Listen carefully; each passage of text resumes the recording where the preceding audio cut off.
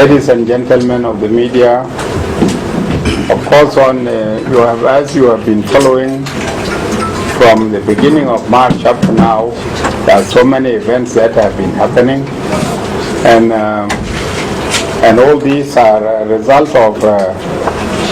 This is in accordance with the intelligence report and security and intelligence report that Dr. Riak Machar, the first Vice President of the Republic of South Sudan, and the Chairman of the SPLM-IO, the Chairman and Commander-in-Chief of the SPLM-IO, had all this time been in contact with his people, with his bases, and as a result of these contacts, a lot of things happened within the month of March.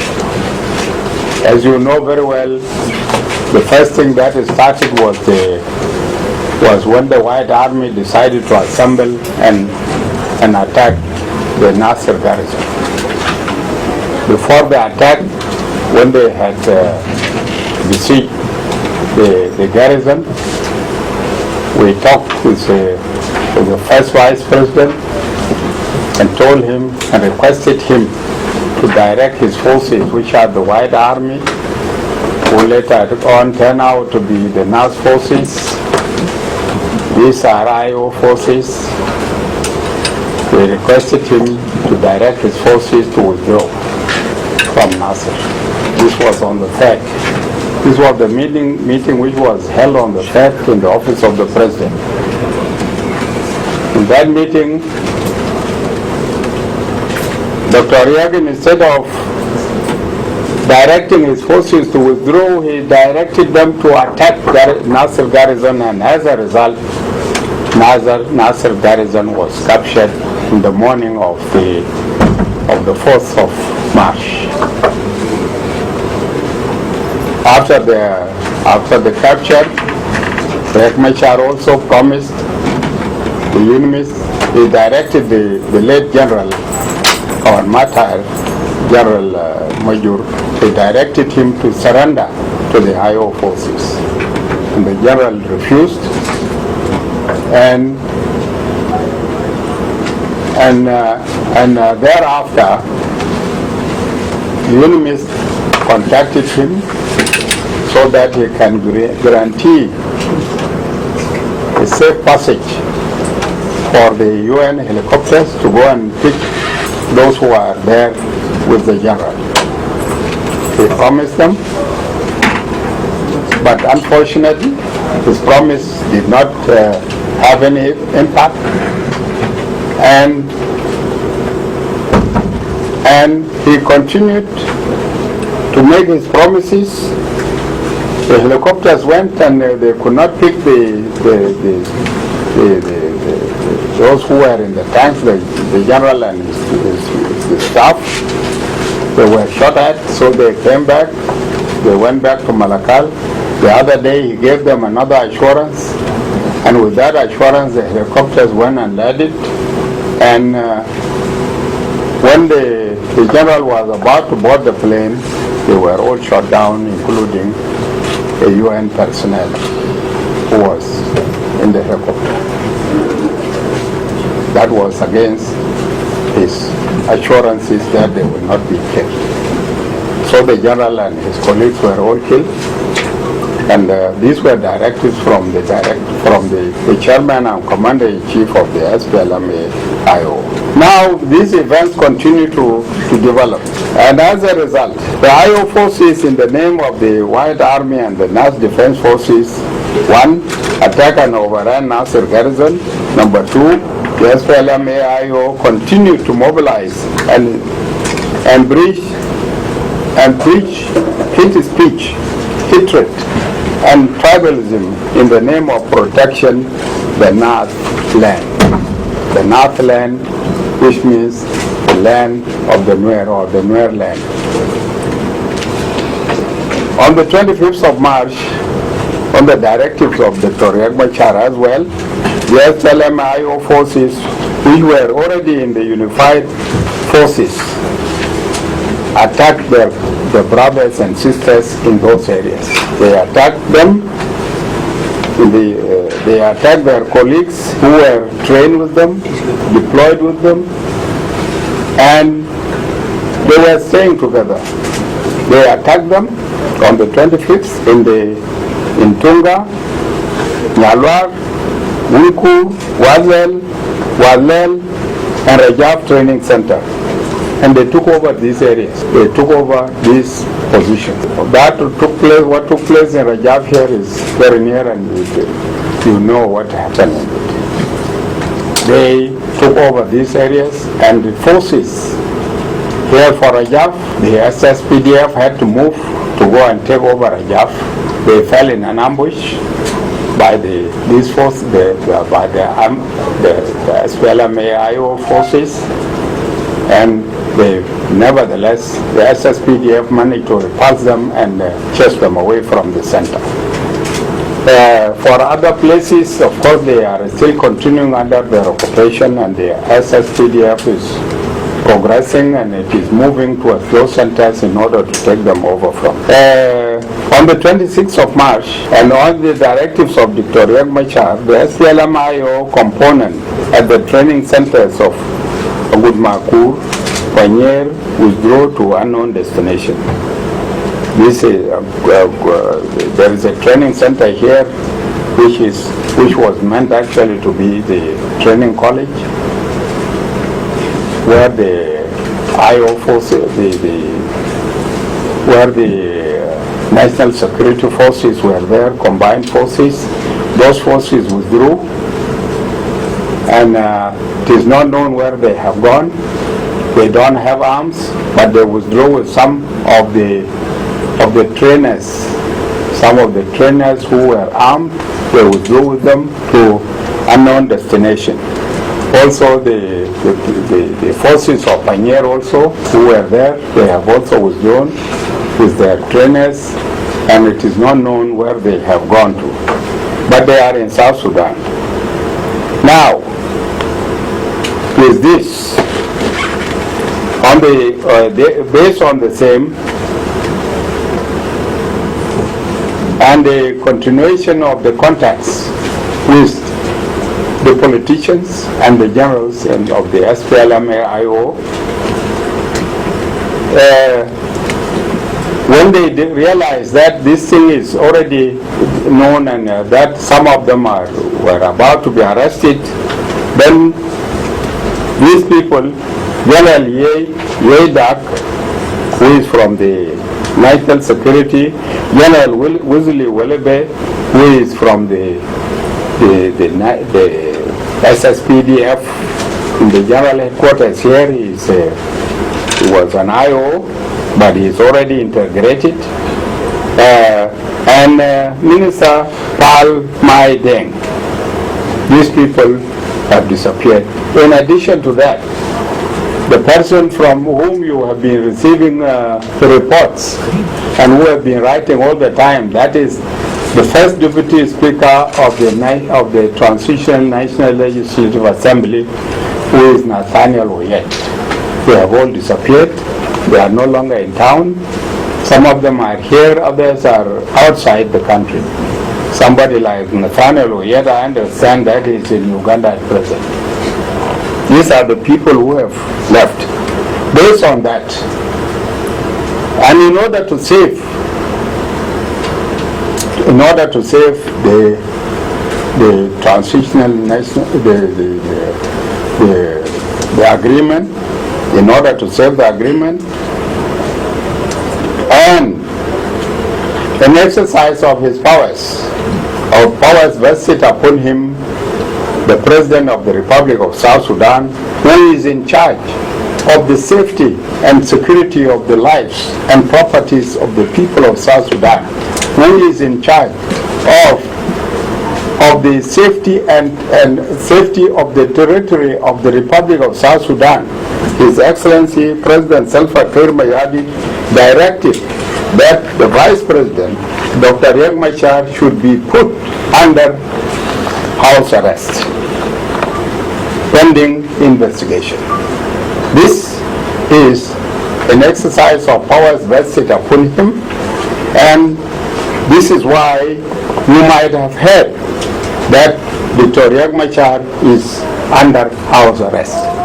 He is under house arrest, will be subjected to investigation, and it is the investigation that will prove his innocence or his guilt. So this is what happened. This action is dictated by the need for the protection of the hard-won independence for which our heroes and heroines shed their blood and sacrificed their lives. There is no joke about this, because this independence which we got today was not given to us on a silver plate. It was paid for, and we have paid lives and blood. And as such, anybody who would attempt to play with this independence will not be tolerated. For that matter, His Excellency the President directed his arrest. People have been saying, well, this is a violation of the agreement. Does the agreement authorize anybody to take the lives of others? Does the agreement authorize you to do whatever that is unlawful because of the agreement? No. The agreement is an agreement governed by law, and we must abide by that law. If we decide to violate in the name of the agreement, then it is unfortunate. So, with that, this is to inform you that the Vice President is under house arrest, and he will be investigated. The outcome of the investigation will be known to you.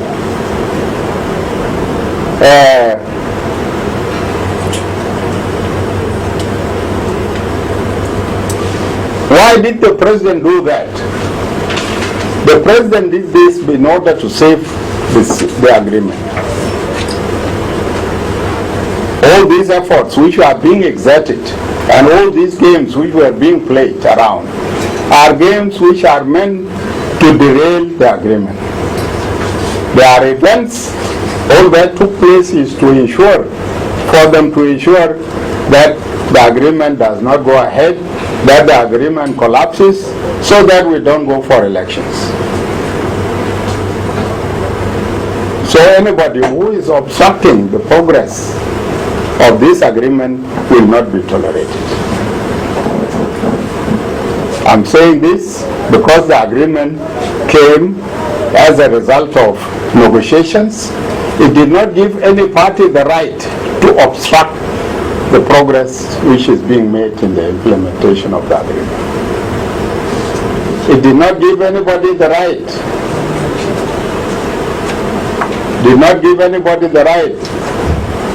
to commit offenses in the name of the agreement so that it is tolerated because we are fearing that the agreement may collapse. No. Such actions are the actions that will lead to the collapse of the agreement. This is why the President had to intervene in order to prevent the collapse of the agreement. So this is the reason why Dr. Riak Machar, if you might have heard, is at present under house arrest. There are those who are in the social media, there are those who are saying, no, the Vice President is not under house arrest. I've come here to confirm that he's under house arrest, so that you don't listen to all those people, those who try to deviate and create unnecessary havoc around the issues.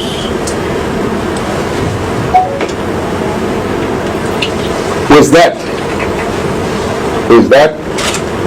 as a government, we call upon the brothers and sisters who have been misled or misinformed and moved in a way or the other against the government to come back and report to their respective units or institutions.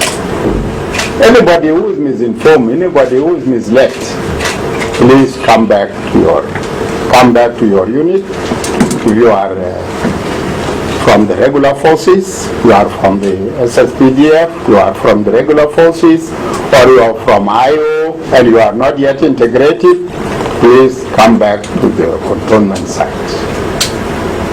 If you are integrated and a member of the unified forces, come back and report to your unified force.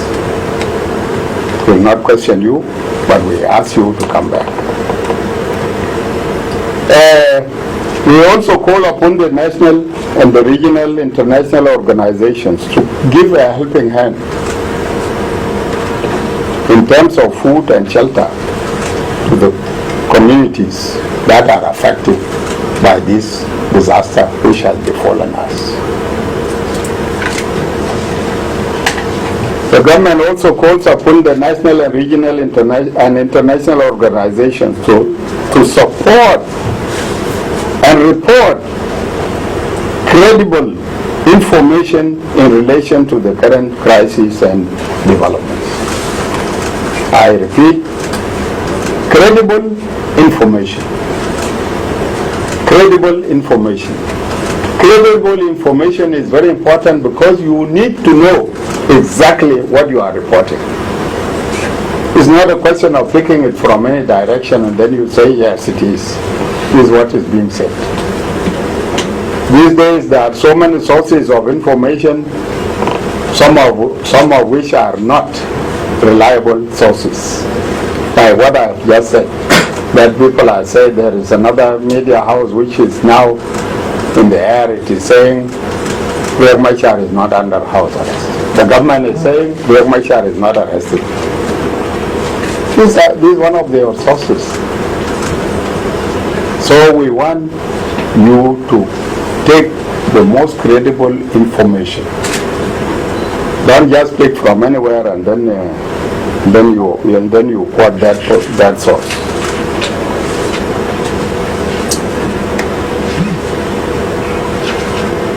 With that, let me assure you and the people of South Sudan that the situation is normal. Situation is normal and it is under full control. There are some sources which have taken up the issue of security of South Sudan. You might have come across an information which they call a security brief by Radison Blue. Radison Blue, which is a business company, it is a hotel, and has taken up the security of South Sudan to be its own.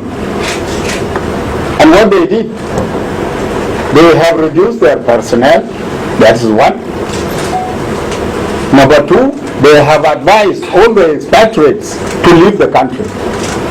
Imagine, advising all the expatriates to leave the country. In what capacity now are they writing? This is simply because everybody has decided to take the security of South Sudan into his own hands. And this is why Radison Blue, the management of Radison Blue decided to write that way. Radison Blue will answer.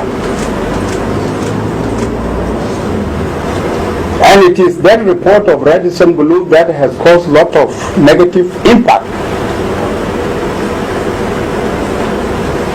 And that is not the correct way, that is not the right way.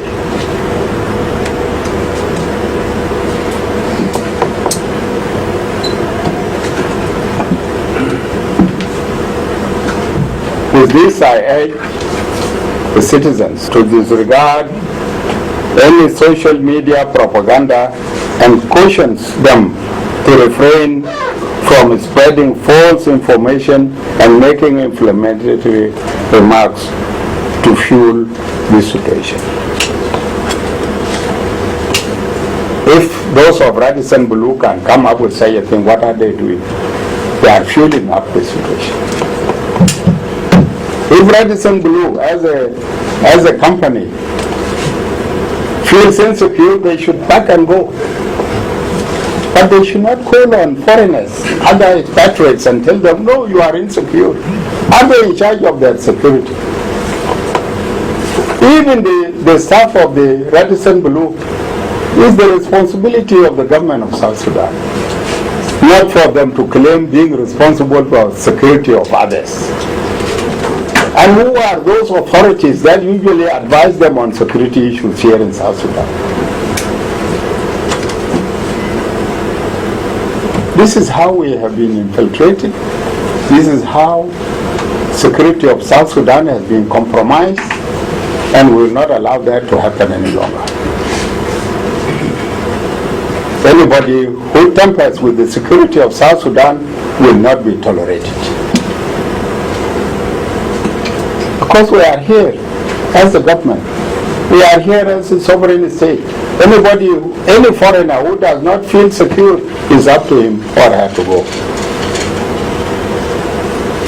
But for others to tell others that no, you don't need to stay here, go away, then we will start with them to go away. And even if it means that business closes down, we will do so. Because they are not helping us in any way, they only came to establish a business. And if they have come here to establish a business and they have decided to take over the security of our country, then that is a different thing.